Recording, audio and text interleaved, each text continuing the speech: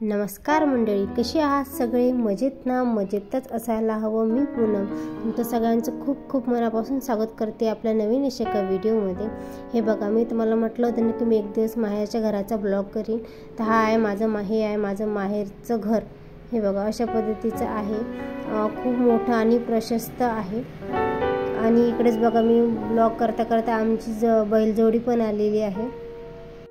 यवतमाळ जिल्ह्यातील झरी जामणी तालुक्यातील हे छोटंसं हिरापूर नावाचं गाव आहे. तिथेच माझं माहेरचं घर आहे.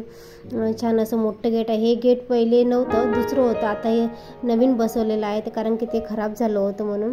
आणि ही आहे आमची बैलजोडी. आत्ताच शेतातून आली आहे. मी हा ब्लॉग संध्याकाळी शूट करत आहे. गाईला पण बैलांसोबत शेतात नेला जाते, कारण की आता सध्या चारा नसल्यामुळे चारा मिळते तिला छान तिकडे.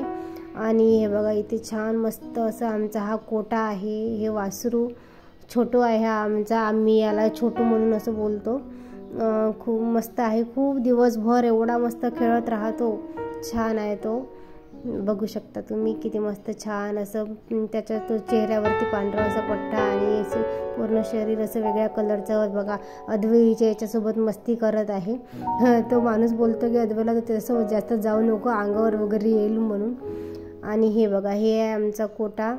इथे छान इकडे पहिले एक रूम होती.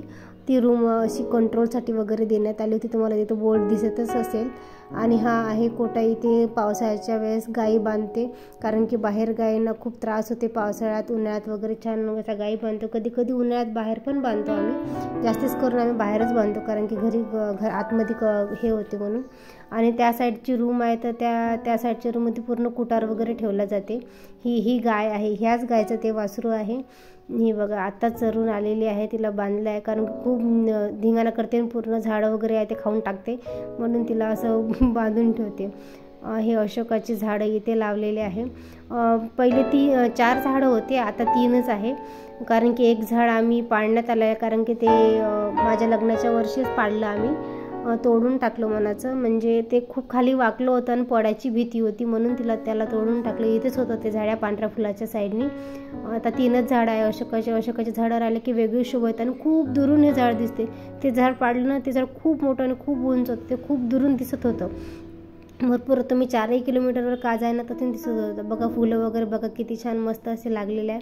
हे आहे घर. ही एक बैठक आहे. पहिली ही बैठक होती, आता ती नाही. आता त्याला शेतीचं सामान ठेवतात. ही एक दुसरी बैठक. आणि हे जर आहे ना, ते पूर्ण जुनं घर आहे. खूप म्हणजे 1960 सालचं काहीतरी घर आहे. कोटा आणि घर ते एकाच वेळी बांधलेलं आहे.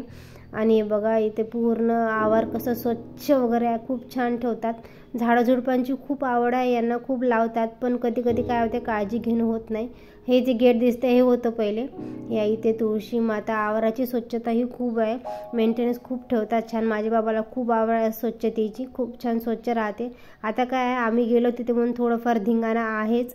हे पहा, अद्वैनी इथे छान अशी रांगोळी काढली. वेगवेगळ्या प्रकारचे झाडं आहे लावलेले बाबाच्या घरी. झाडांची खूप आवड आहे. ते वेगवेगळ्या प्रकारचे घरी झाडं लावतात. हे बघा, हे आहे पानफुटीचं झाड. हे प्रत्येक रोगावरती काम येते पानफुटीचं झाड, म्हणून त्यांनी लावून ठेवलं आहे. हे आहे लिंबूचं झाड. माझ्या आईला विचारलं होतं मी ह्या झाडाला किती वर्ष झाले म्हणून. ते म्हणे की तिच्या लग्नाच्या पहिले हे झाड आहे लावलेलं आहे म्हणून. आता त्याची अवस्था थोडी हे झाली, म्हणजे पडण्यात आलं आहे. ते पडण्याच्या लायकीचं झालं आहे ते झाड. तरी पण पहा किती छान बहार आलेला, किती छान सगळं जास्तीत जास्त लिंब त्या झाडाला लागलेले आहे. आणि आता पप्पा इथे आंब्याची कलम पण तयार करत आहे. वेगवेगळ्या प्रकारचे आंब्याचं झाड लावत आहे. आणि हे म्हणजे कढीपत्ता आहे. कढीपत्ता, सीताफळ, गोडलिंब, कडुलिंब, सगळ्या प्रकारची लिंब, सीताफळांचं मोठं झाड, सीताफळांचा बगीचा, जांभुळण्याचं झाड, वेगवेगळ्या प्रकारचे झाडं ते घरी लावतात. हे बघा, हे झाड. आणि इथे मुळा लावलेला मागच्या अंगणात, म्हणजे परस अंगणात त्यांनी छान भाजीपाला वगैरे लावलेला आहे. हे बघा, इथे मुळा, मेथी, वांगे, पालक अशा प्रकारचे सांबार वगैरे सगळं घेतात. इथे छान खूप वेगवेगळ्या प्रकारचे भाजीपाला त्यांनी लावलेला होता. पण एक दिवस काय झालं, गाय नाही का सुटून आतमध्ये, ते गेट आईने नव्हतं बंद केलं, ते गाय सुटून आतमध्ये आली संध्याकाळच्या टाईमला. आणि तिने सगळं म्हणजे भाजीपाला खाऊन टाकला. ते शेंगा वगैरे, वालाच्या शेंगा वगैरे सगळ्या प्रकारचा भाजीपाला ते इथं घेतात. त्यांनी सगळंच खाऊन टाकलं होतं. हे इथे वांग्याचे झाडं आहे. हे बघायला वांगे पण छान लागलेले आहे इथे. म्हणजे पालक, मेथी, सांबार सगळ्या प्रकारचं ते इथे उपयोग घेतात. घरी जागा आहे, पाणी पण व्यवस्थित आहे, तर सगळं पीक घेत आहे. बघा टोमॅटो वगैरे सगळंच असते त्यांच्याकडे. इथे वांगे लागलेले आहे झाडाला. आणि हे बघा हे आता ते झाड पडण्यात आलं म्हणून त्यांनी इथे दुसरी एक कलम तयार केली आहे. ही माझ्याच हाताने लावलेली आहे, मीच लावून गेली होती मागच्या उन्हाळ्यात. आता तेवढं मोठं झालं आहे ते झाड. आणि इथे आंब्याचं झाड हे पण मीच लावलेलं आहे, कारण की त्यांचं असं म्हणणं असते की तुझ्या हाताने छान बहरते झाडं, लवकर लागतात. ते बघा इथे किती छान ग्रीनरी, त्यांनी सगळ्या जागेचं किती व्यवस्थित उपयोग केला आहे. पालक वगैरे सगळं छान अशा प्रकारचे लावलेले आहे. जागेचा उपयोग खूप छान प्रकारे करतात ते. आणि तुम्हाला जर माझा व्हिडिओ आवडला असेल तर तुम्ही लाईक करा, शेअर करा आणि सबस्क्राईब करा. बघा हे माझं घर आहे, अशा पद्धतीचं जुनं असं घर आहे. आणि माहेरी गेल्यावर माहेरून तो यायची आपली इच्छा नसते, पण आपण लग्न केलेलं आहे तर आपल्याला घरी यावंच लागते. चला तर बाय बाय.